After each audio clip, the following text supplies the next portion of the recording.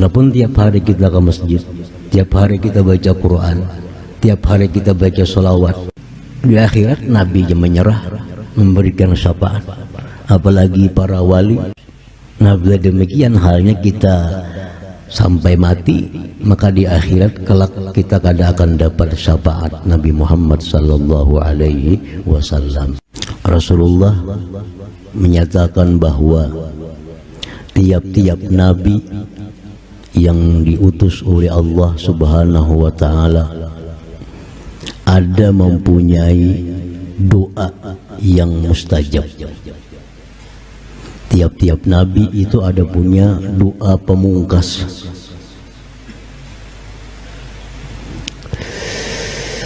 Dan para nabi-nabi dahulu telah menggunakan di dalam dunia doa-doa mustajabah itu. Sedangkan aku, ujar Nabi, menyimpan doa mustajabah itu untuk aku gunakan nanti di akhirat, memberikan syafaat kepada umatku. Jadi Nabi kita sallallahu alaihi wasallam tidak menggunakan doa khusus yang mustajab itu di alam dunia. Bagaimanapun kesulitan-kesulitan yang dihadapi oleh Nabi sallallahu alaihi wasallam, beliau tidak menggunakan doa itu karena beliau sengaja menyimpan doa mustajabah itu untuk umatnya di akhirat, agar umat Nabi Muhammad ini mendapat keselamatan di akhirat nanti berupa syafaat beliau. Nah, hadirin hadirat yang dimuliakan Allah. Nah, oleh karena itu di padang mahsyar begitu kita dikumpulkan oleh Allah Subhanahu wa taala dengan huru-hara yang sangat dahsyat. Nabi-nabi semuanya kada mampu memberikan syafaat. Nabi Adam, Nabi Nuh, Nabi Ibrahim, Nabi Musa, Nabi Isa, semuanya tidak bisa memberikan syafaat kepada seluruh manusia yang kesusahan pada hari itu. Nah, disitulah Nabi kita mulai menggunakan doa mustajabahnya, sehingga pada hari akhirat itu Nabi kita lah satu-satunya Nabi, satu-satunya manusia yang bisa memberikan bantuan syafaat kepada orang lain, karena ada doa mustajabah yang beliau simpan, yang tidak pernah beliau pakai selama dalam dunia ini. Nah, hadirin hadirat yang dimuliakan Allah.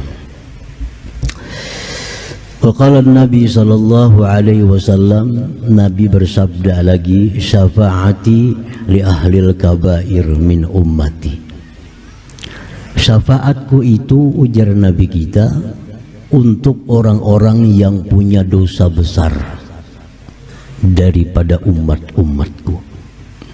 Orang-orang yang punya dosa besar, yang mestinya masuk ke dalam neraka, diberi syafaat oleh Nabi sehingga dia selamat dari api neraka dan dimasukkan ke dalam surga. Jadi syafaat Nabi bukan hanya untuk kita yang melakukan dosa-dosa kecil, tapi umat Nabi kita yang berbuat dosa-dosa besar pun akan bisa menerima syafaat, bantuan, pertolongan dari Nabi sallallahu alaihi wasallam. Hadirin hadirat yang dimuliakan Allah. Namun dijelaskan pula dalam Al-Quran dan di dalam hadis-hadis yang lain, ada beberapa orang kelompok yang mereka ini tidak dapat syafaat Nabi sallallahu alaihi wasallam. Ada beberapa golongan orang-orang yang melakukan dosa besar, tidak diizinkan oleh Allah Nabi kita untuk memberikan syafaat, sehingga mereka ini kada bisa diselamatkan daripada api neraka, masuk ke dalam api neraka. Dan untuk mengeluarkan mereka dari neraka pun umat Nabi ini tidak bisa disyafaati pula oleh Nabi sallallahu alaihi wasallam. Nah, jadi kita perlu tahu siapa-siapa, orang-orang mana, golongan apa yang dijelaskan tidak bisa diberi syafaat oleh Nabi Sallallahu Alaihi Wasallam. Para ulama menyimpulkan dari sekian banyak hadis-hadis Nabi, mereka-mereka yang tidak bisa diberikan syafaat oleh Nabi itu yang pertama al-musyrikun, orang-orang yang menyekutukan Allah. Orang-orang musyrik ini kada bisa disyafaati oleh Nabi. Apabila Nabi kita sudah kada bisa memberi syafaat, apalagi yang lain daripada Nabi kita. Kan banyak yang memberi syafaat, ada malaikat, ada nabi-nabi, ada para orang salih, ada para wali, ada para ulama, ada para syuhada yang bisa memberi syafaat. Tapi kalau sudah Nabi tidak diizinkan Allah memberikan syafaat, apalagi mereka-mereka yang lain daripada Nabi itu.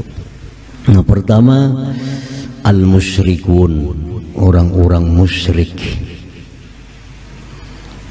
Allah dalam Al-Quran berfirman, "Fama tanfa'uhum syafa'atus syafi'in."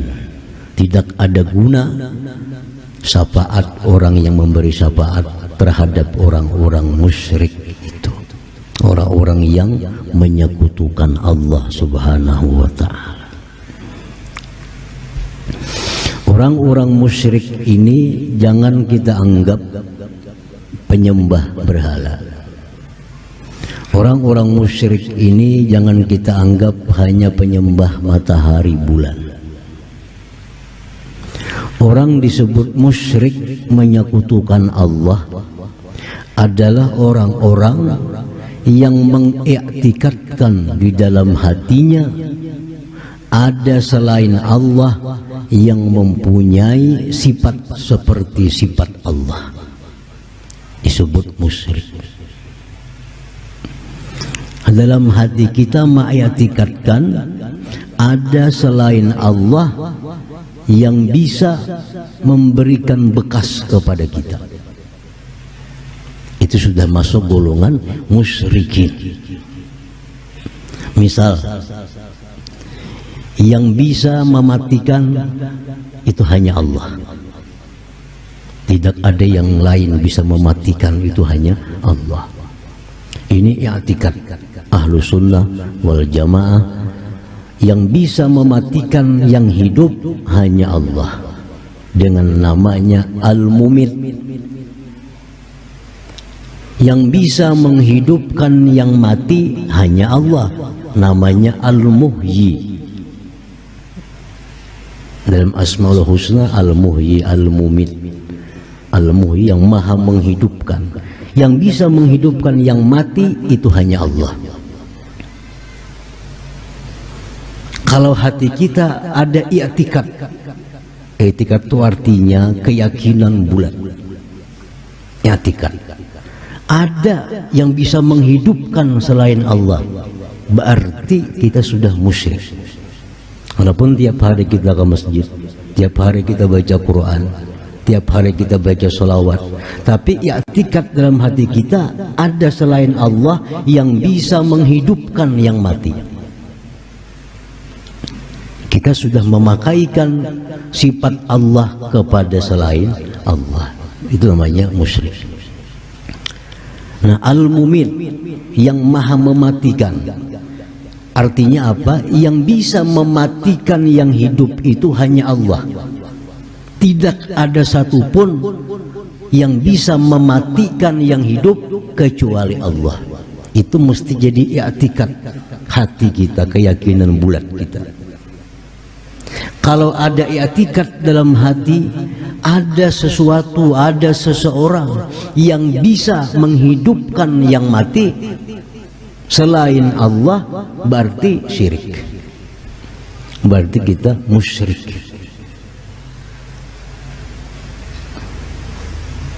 Jadi jangan kita kira yang musyrik itu hanya penyembah berhala. Bisa aja orangnya bersurban tapi musyrik. Bisa aja orangnya baju takwa tapi musyrik. karena i'tikad dalam hatinya demikian. Asy-Syafi, nama Allah yang maha menyembuhkan. Artinya apa? Tidak ada yang bisa menyembuhkan orang sakit selain Allah. Tidak ada yang bisa menyembuhkan yang sakit selain Allah.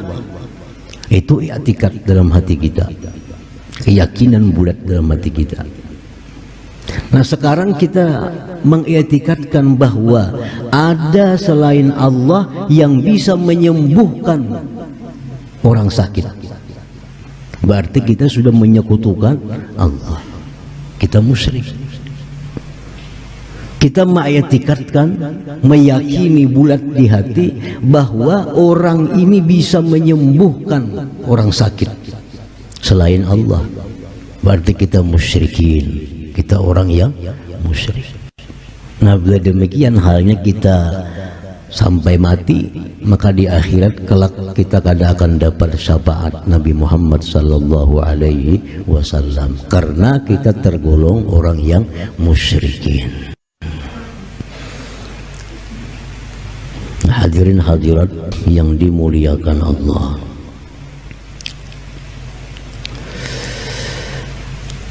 Yang kedua, yang tidak dapat syafaat Nabi di hari kiamat itu al-mukadzibun bisyafa'ah, orang-orang yang mendustakan syafaat.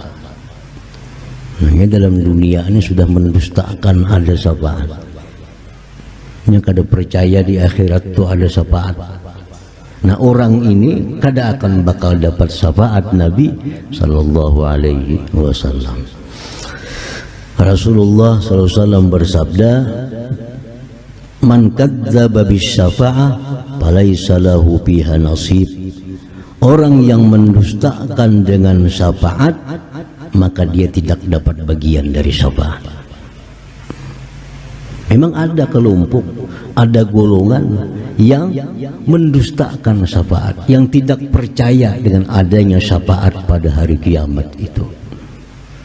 Nah, ini bakal masuk neraka karena dosa-dosanya itu kada ada yang bisa menolonginya, kada ada yang bisa membantuinya, kada ada bisa yang meurusakan inya, memudahkan inya di akhirat. Karena dalam dunianya sudah kada percaya dengan adanya syafaat itu. Yang ketiga, Rasulullah mengatakan orang yang tidak dapat syafaatku pada hari kiamat itu al-imamuz zalum, pemimpin yang zalim. Pemimpin yang zalim. Pemimpin di sini bisa kita artikan pemerintah yang zalim. Kalau dahulu itu raja itu sorangan, raja sorangan, semuaan itu di tangan raja. Urusan itu raja, urusan ini semuaan raja. Makanya disebut imam, satu orang. Nah, kalau sekarang sudah sistemnya kada sistem imam lagi, sistem pemerintahan. Maka artinya pun berpindah menjadi pemerintahan yang zalim. Pemerintahan yang zalim. Berarti pemerintah itu kada musyrik wong. Banyak orang-orang yang termasuk dalam pemerintah yang zalim ini, kalau matinya kada tobat kepada Allah, dia di akhirat kada akan bisa terjangkau syafaat Nabi. Kalau di negeri kita ini yang namanya imam itu ada legislatif, anggota DPR, ini imam. Karena mereka yang mengatur perundang-undangan, mereka yang mengatur anggaran. Nah, ini imam. Ada yang namanya eksekutif. Nah, ini bubuhan gubernur, bupati, presiden, menteri-menteri. Ini eksekutif. Ini pengguna anggaran. Ada pemerintah kita ini yang namanya yudikatif. Ini para hakim, polisi, jaksa. Nah, tiga macam ini disebut pemerintah. Kalau ini zalim terhadap rakyat, kada akan bakal dapat syafaat Nabi Sallallahu Alaihi Wasallam. Kada akan dapat syafaat Nabi. Jadi para anggota-anggota DPR itu membikin perundang-undangan, membikin anggaran, mesti adil. Mesti adil. Pemerintah eksekutif selaku pelaksana pengguna mesti adil. Kalau hendak dapat syafaat Nabi di akhirat, kecuali kada hendak dapat syafaat, ayo asa kehendak situ. Nah, yudikatif, polisi, jaksa, hakim, kalau hendak dapat syafaat Nabi mesti adil. Dan adil itu kada akan bisa wujud kalau tidak menggunakan hukum Allah Subhanahu wa Ta'ala. Keadilan kada akan ada kalau kada menggunakan hukum sesuai dengan hukum Allah Subhanahu wa Ta'ala. Karena yang menilai adil-adil ini bukan kita. Bukan kita. Yang menilai apakah ini adil atau zalim itu Allah Subhanahu wa Ta'ala. Karena ini urusan akhirat, lain urusan dunia. Kalau urusan dunia, siapapun bisa menilai adil, zalim. Tapi kalau urusan akhirat yang menyatakan ini adil, ini zalim, itu Allah Subhanahu wa Ta'ala. Seluruh bangsa, seluruh umat menyatakan adil, tapi kalau Allah menyebut itu zalim, ya zalim. Dan di akhirat ini Allah ini yang dipakai. Jadi orang-orang yang zalim ini di akhirat Nabi menyerah, memberikan syafaat. Apalagi para wali, apalagi para ulama, apalagi para syuhada, apalagi orang-orang mukminah lainnya.